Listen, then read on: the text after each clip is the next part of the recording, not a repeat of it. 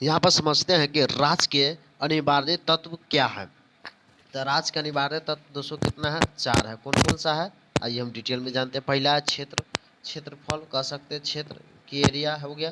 दूसरा में समझते हैं जनसंख्या, क्या है, जनसंख्या, जनसंख्या है, क्या है दोस्तों, जनसंख्या है। दूसरा में क्या है, जनसंख्या है।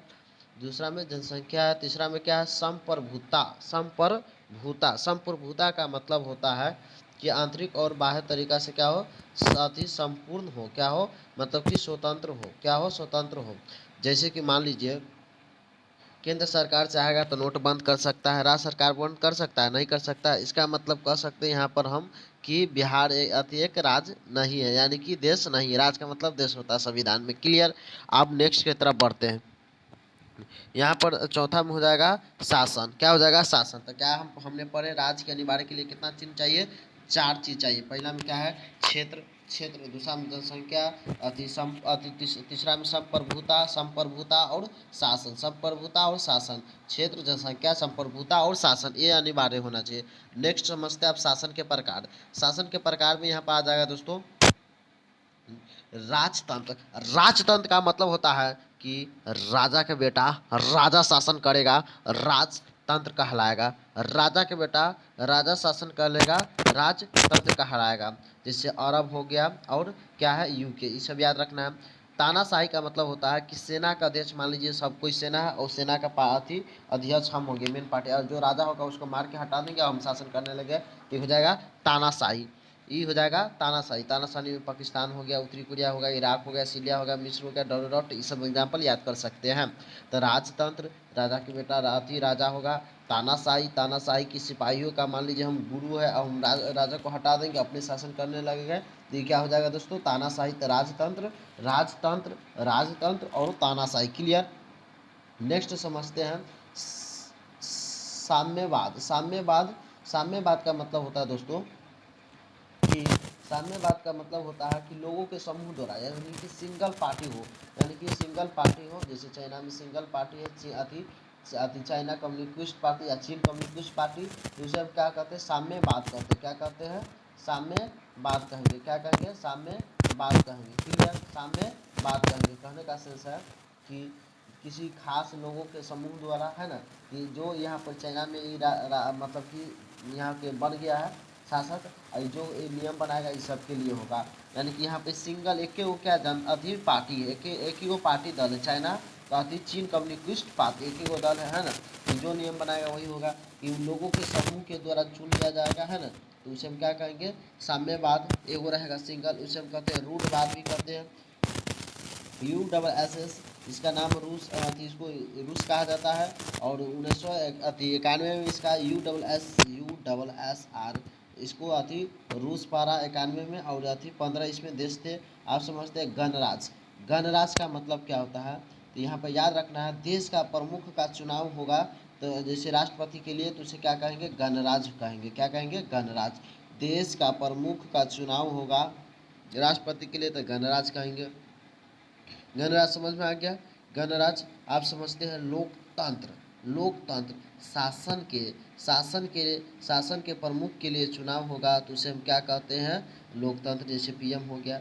अगर देश के प्रमुख का चुनाव होगा, तो उसे क्या कहेंगे, गणराज कहेंगे। जैसे राष्ट्रपति के लिए देश का प्रमुख के लिए चुनाव होगा, तो उसे हम कहेंगे गणराज। जैसे राष्ट्रपति के लिए चुनाव होगा तो, और शासन के प्रमुख के लिए चुनाव होगा, तो उसे हम क्या कहते हैं दोस्तों, जैसे PM के लिए अगर चुनाव होगा, तो उसे हम लोकतंत्र कहेंगे, लोकतंत्र कहेंगे। तो ये समझ में आ गया, गणराज, लोकतंत्र समझ में आ गया।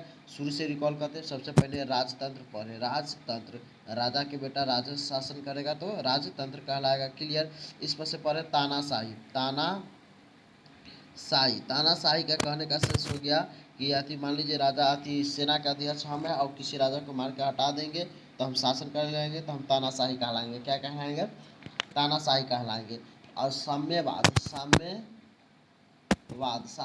का मतलब होता है कि सिंगल पार्टी अगर मतलब कि शासक कर रहा है, यानी कि कुछ खास लोगों के द्वारा चुन लिया जाएगा, तो उसे हम क्या कहेंगे, साम्यवाद। इसके बाद हमने समझिए गणराज। देश के प्रमुख का चुनाव होगा, जैसे राष्ट्रपति के लिए तो साम्यवाद कहलाएगा। अगर शासन के प्रमुख के लिए चुनाव होगा तो उसे हम लोकतंत्र कहेंगे, यानी कि हम पीएम, जैसे पीएम के लिए चुनाव होगा तो हम सब किस में आते हैं, लोकतंत्र में आते हैं। आप समझते हैं लोकतंत्र के प्रकार। देखिए दोस्तों यहाँ पर लोकतंत्र को भाग में यहाँ पे खींच दिए हुए, आप समझना है। लोकतंत्र दो प्रकार का होता है, एगो होता है अप्रत्यक्ष लोकतंत्र, एगो होता है प्रत्यक्ष लोकतंत्र। तो हम सब आते हैं अप्रत्यक्ष लोकतंत्र में। किस में आते हैं, अप्रत्यक्ष लोक में। तो समझ लेते हैं छोटा सा, सबसे पहले क्या है, अप्रत्यक्ष लोक है। प्रत्यक्ष लोक का मतलब होता है जहाँ पर कम जनसंख्या है, मतलब कि संसद में सभी लोग बैठ के नियम बना लेगा, तो वो हो जाएगा, क्या हो जाएगा दोस्तों, वो हो जाएगा प्रत्यक्ष लोक। यानी कि जो मतलब कि अगर नियम बनाना है तो सभी जनता आदमी जाके बैठ जाएगा और नियम बना देगा, तो ये हो जाएगा प्रत्यक्ष लोकतंत्र। जैसे स्विट्जरलैंड हो गया, जहाँ पर जनसंख्या कम है उसके लिए होता है, मतलब जनता खुद नियम बनाएगा यहाँ पर, है ना, तो ये हो जाएगा प्रत्यक्ष लोकतंत्र। प्रत्यक्ष लोकतंत्र आप समझते हैं। यहाँ पर अप्रत्यक्ष लोकतंत्र के अंतर्गत दोस्तों हम सब आते हैं। अप्रत्यक्ष लोकतंत्र ये भी दो प्रकार का होता है। पहला क्या है, पहला यहाँ पर है अति आध्यात्मिक, दूसरा है अति संसदीय। आध्यात्मिक और संसदीय, तो हम सब आते हैं संसदीय में आते हैं। हम सब किस में आते हैं, संसदीय में आते हैं। आध्यात्मिक में कौन आता है, अभी बतला देते हैं। यहाँ पर अति यूएस अति अमेरिका आएगा, चलिए नहीं लिखे तो कोई बात नहीं है।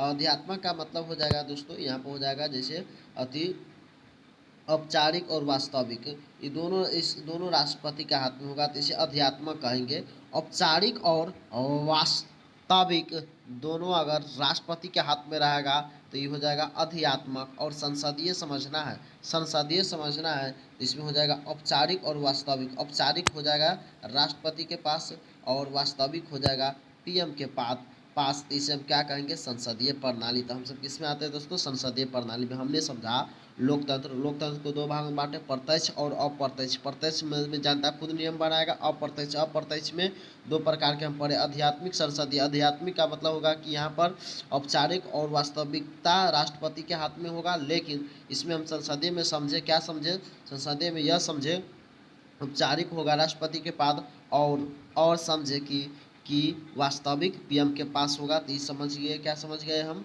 कि संसदीय प्रणाली तक, यहाँ तक लोकतंत्र के बारे में समझ गए। अब यहाँ पर समझते हैं अति लोकतंत्र के 4 स्तंभ होते हैं। लोकतंत्र के 4 स्तंभ होते हैं, कौन कौन सा होता है, तो इस पर गौर करना है। पहले सबसे पहले विधायिका, इसमें एमएलए एमपी और एमएलए अति आता है, जो नियम को बनाता है, जो नियम को बनाता है। विधायिका में आ जाएगा एमपी और एमएलए।